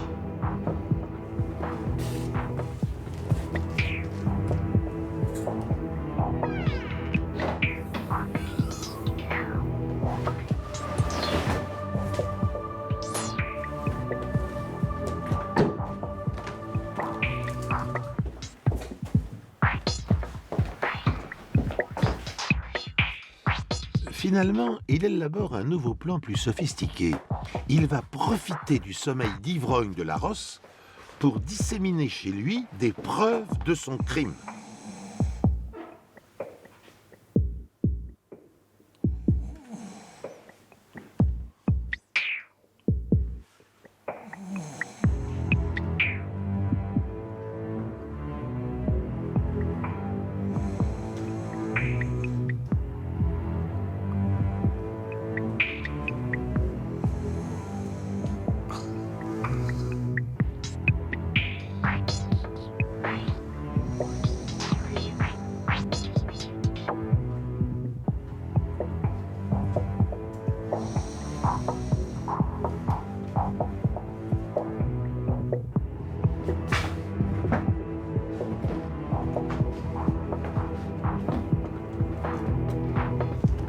Et Isabelle vous a raccroché au nez. De toute façon, j'étais plus capable d'aligner deux mots. Le mélange médicament-alcool, c'est jamais bon. Remarquez, c'est ce qui m'a sauvé. J'étais plus capable de me foutre en l'air.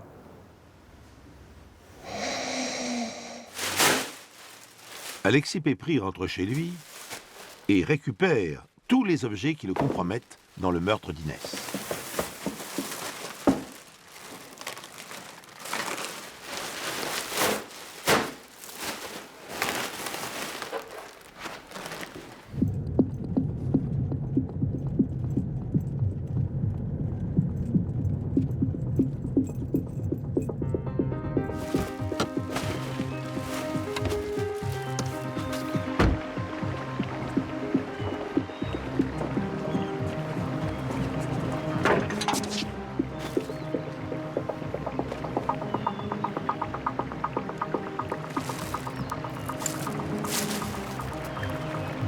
Pour aiguiller l'enquête vers le domicile de François Larosse, Alexis va appeler la police. Allô, c'est la police? Oui. Oui, c'est pour vous signaler un homme dangereux, dans son jardin. Un fusil à la main, oui. Au 30 rue des Tilleuls. Je vous en prie, intervenez. C'était vers 20h, quand un promeneur nous a appelé pour nous dire qu'il y avait un drôle de type complètement ivre qui brandissait un fusil dans son jardin. Voilà. C'était avenue des Tilleuls. Ça a dû vous paraître étrange, non? Mais étrange, non, pas vraiment, parce que nous, on connaissait Monsieur Larosse et on savait qu'il avait franchement tendance à boire et qu'il avait un fusil de chasse.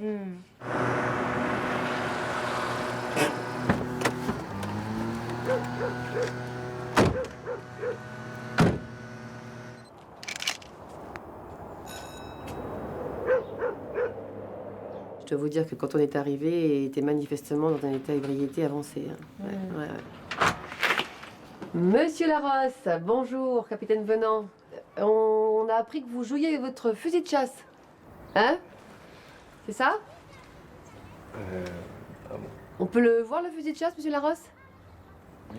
Bon, on va entrer, hein?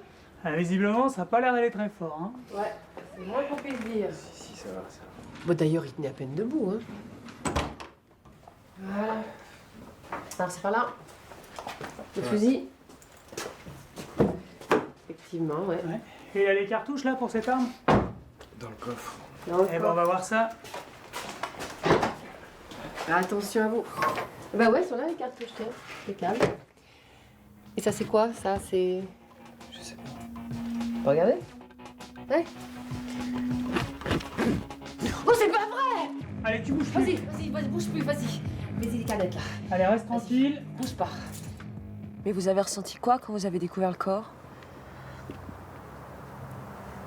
Le trou noir. Non, vas-y, Allez, vas-y, avance on y va. doucement. On rentre. On va à la maison. Allez, vas-y.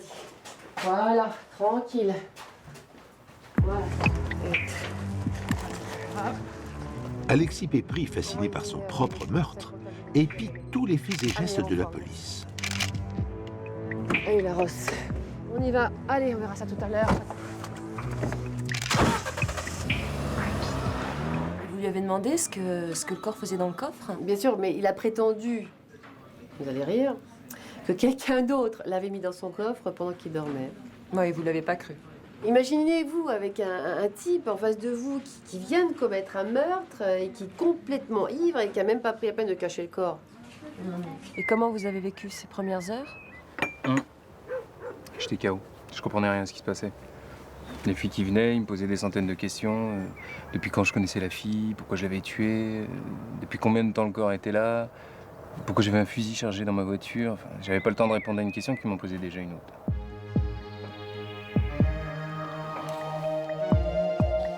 Alexis semble obsédé par le capitaine qui suit l'enquête.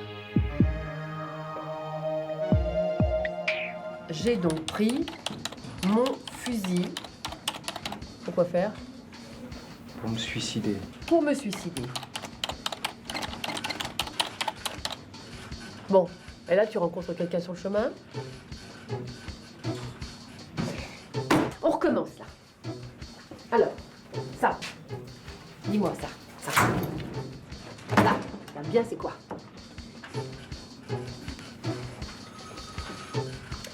Tu sais moi, j'ai tout mon temps là. Alors? Un fusil. Un fusil? Eh ben voilà. Alors qu'est-ce que tu fais avec le fusil? Tu braques qui avec le fusil? Et la jeune femme, vous leur avez dit que vous la connaissiez pas avant de la voir dans votre coffre? Évidemment, mais bon, personne ne me croyait.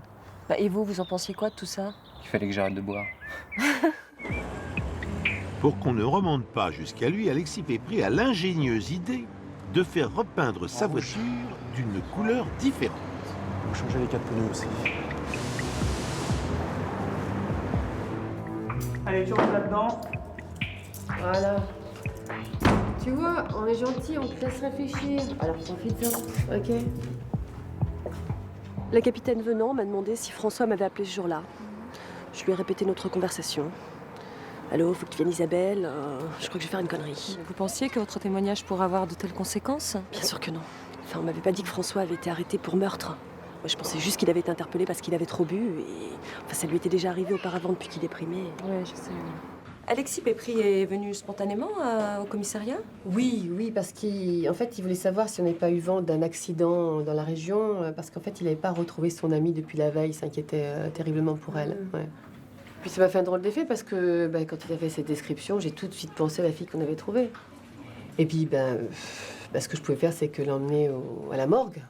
Il a reconnu son ami et il a réagi sur les circonstances, c'est-à-dire qu'il était très très choqué. Hein.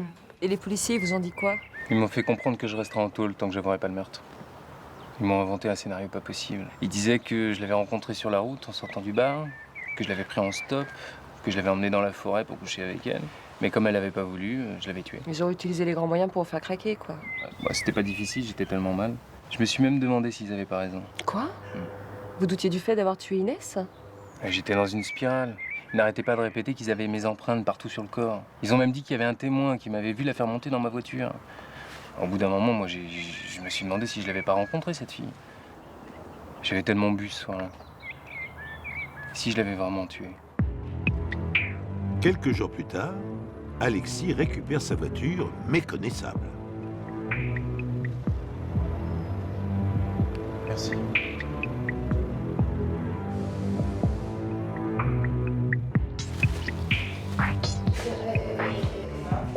La police perquisitionne le domicile de François Larosse et ne tarde pas à trouver toutes les preuves dont elle a besoin pour accuser le jeune homme. Je t'appelle Inès Morales, toi, maintenant.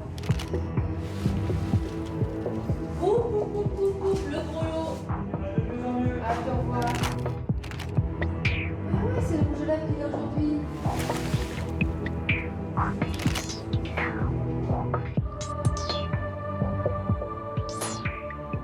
Je crois qu'à ce moment-là, j'aurais préféré être mort. Bonjour, monsieur Pépry. Bonjour, capitaine. Excusez-nous de vous déranger, mais on vient vous voir à propos de l'enquête. On peut rentrer? Bien sûr. Merci. Je peux vous poser quelques questions? Qu'est-ce que vous faisiez hier soir? Avec Inès, on avait rendez-vous ici. On devait se voir, passer la soirée ensemble. On s'était donné rendez-vous. Elle n'est pas venue, j'ai fini par m'inquiéter. Alors qu'est-ce que vous avez fait? Je lui ai téléphoné et je suis tombé sur son répondeur. Et ensuite? La télé. J'ai regardé Des racines et des ailes. Ah ouais. Vous aimez bien la télé, vous? Et un film avec Michel Morgan et Jean Gabin. Ouais, je vois que vous êtes cinéphile. Bon, écoutez, on va pas vous déranger plus longtemps, là. On va y aller. Si j'ai quoi que ce soit qui me revient, comptez sur moi pour vous contacter. Vous savez où me joindre? Oui. Parfait. Bon, ben, on vous tient au courant pour la suite. Oh, vous avez une nouvelle voiture? Moi, je dirais, elle est neuve, votre voiture? Oui. Oui, je suis obligé d'avoir une voiture impeccable, de par mon métier. Bon, ben, je vous remercie, puis je vous tiens au courant. À bientôt, mon capitaine. J'en pouvais plus de toutes ces questions. Je voulais qu'on me laisse tranquille. Alors j'ai fini par dire oui à tout ce qu'ils me racontaient. Je me suis dit que s'ils avaient ce qu'ils voulaient, ils me foutraient la paix. Enfin, de là à avouer un crime dont vous êtes innocent? Je viens de vous le dire, il fallait que ça s'arrête. Vous pouvez pas imaginer ce que c'est. On vous laisse pas une seconde de répit. On vous bourre le crâne, on vous fait les questions et les réponses. À force, vous savez plus qui vous êtes. Et François Larosse finit par passer aux aveux. T'as bien eu?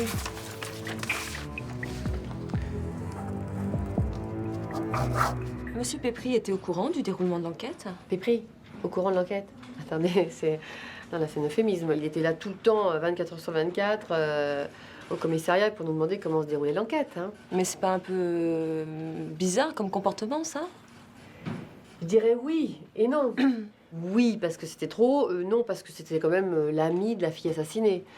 Mais franchement, je peux vous dire, j'ai jamais rien lâché, personne n'a jamais rien dit. Non, ce qu'il a su, c'est qu'on avait arrêté un suspect, mais ça, c'était par les journaux, hein, c'était pas par nous. J'ai rien à vous dire. Alexis, comme aimanté par son affaire, ne cesse de revenir au commissariat. T'as le dossier mangé, toi, non? Attends. Tiens, tout le temps. Voilà.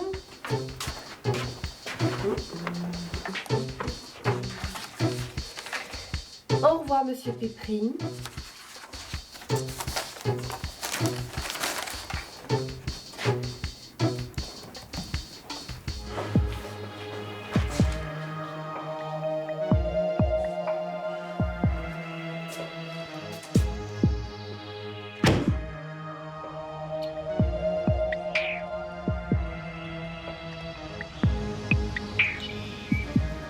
Le jour de la reconstitution arrive.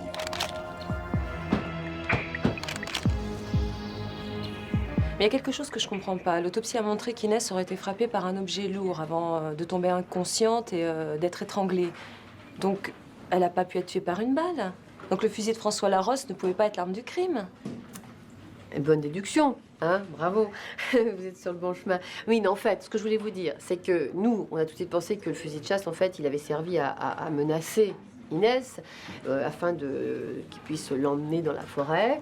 Et puis là, évidemment, il a essayé de la violer. Alors, elle s'est débattue, puis lui, il a pris le premier objet. En l'occurrence, ça a été une pierre. Il l'a frappé à la tempe. Voilà, quoi.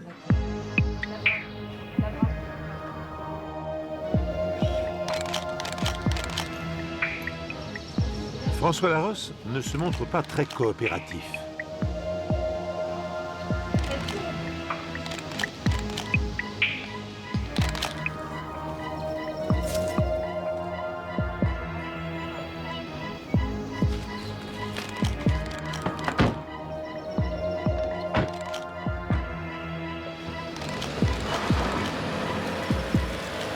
Larosse ne voulait pas se rappeler ou ne pouvait pas se rappeler des gestes qu'il avait commis le soir du meurtre. Mais c'est normal, ça, comme comportement? Oui, c'est vrai que ça peut arriver. On sait bien que les meurtriers ne sont pas toujours très, très coopératifs. Hein. Et puis, attendez, il ne faut quand même pas oublier que le soir du meurtre, il s'était gravement imbibé. Hein. Ouais. Mais François Larosse va avoir un déclic. Il est sûr qu'il est innocent et qu'il n'aurait jamais dû avouer un crime qu'il n'a pas commis. Et votre avocat, il en pensait quoi? Mon avocat, il voulait que je plaide coupable. Ah bon? Oui, pour obtenir les circonstances atténuantes et une réduction de peine. Coupable. Ah, je me suis énervé, j'ai tout nié en bloc. Votre principal suspect se rétracte, ça a dû sérieusement modifier le cours de l'enquête, ça, non? Non, pas vraiment. Vous savez, les rétractations sont fréquentes. Hein. Et puis, nos prisons sont pleines d'innocents, comme on dit chez nous. Et à cette date, François Larosse n'avait aucune chance de s'en sortir. Non, franchement, au vu des éléments qu'on avait, pas la moindre. Non. Pourtant, à partir de ce moment-là, l'enquête prend un tournant décisif. Oui, et puis d'une façon drôlement inattendue d'ailleurs.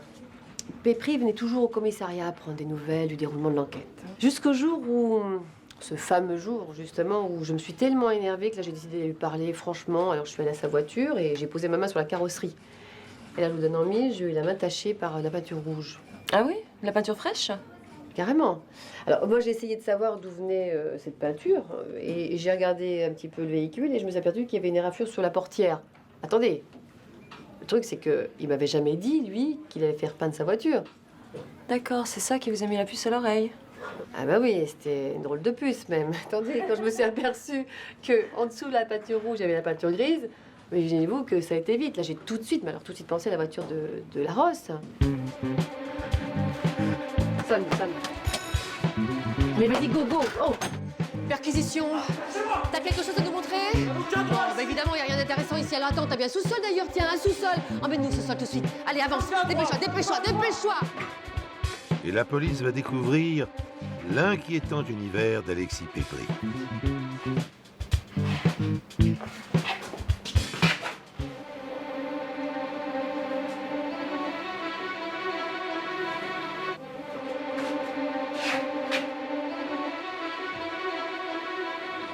Ah, il y avait des plans, il y avait des photos partout. Il y avait même un mur où moi j'avais mes photos de moi partout. À toute évidence, c'était moi la prochaine sur la liste. Hein. Non, mais vraiment, j'avais froid dans le dos. Et puis, il y avait des cahiers sur lesquels il notait tout ce qu'il voyait. D'ailleurs, c'est comme ça qu'on s'est aperçu qu'il nous sauvait depuis plusieurs jours. Non, mais on était chez un fou. J'avais jamais rien vu de pareil, moi. Allez, on va. Tu commences à lui asséner un coup de pierre. Tu lui frappes la tempe avec. Et là, elle tombe au sol. Elle se fait mal. Non, elle a peur. Alors, tu commences à les trouver. Alexis Pépry résiste, il est tenace, mais il finit par avouer le meurtre d'Inès. Ça te fait. Et là, ça te fait plaisir. Tu calmes, tu bouges plus.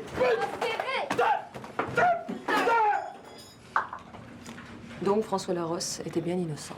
Ouais, c'est vrai. Et ça, on a failli faire vraiment une grosse gaffe, ça, je dois dire. Allez, tu peux sortir.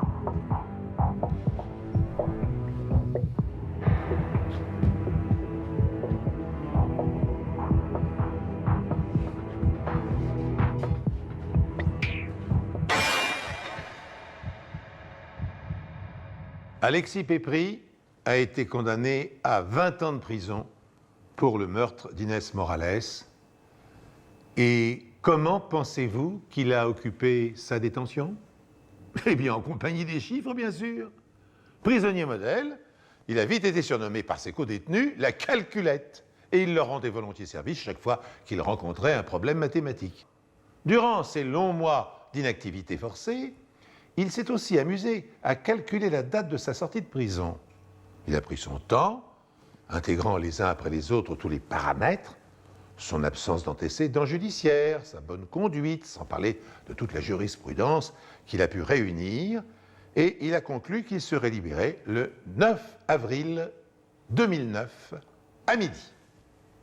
Malheureusement, Alexis Pépry est sorti de prison par un triste matin de décembre 2001, bénéficiant d'une grâce médicale en raison de son état de santé.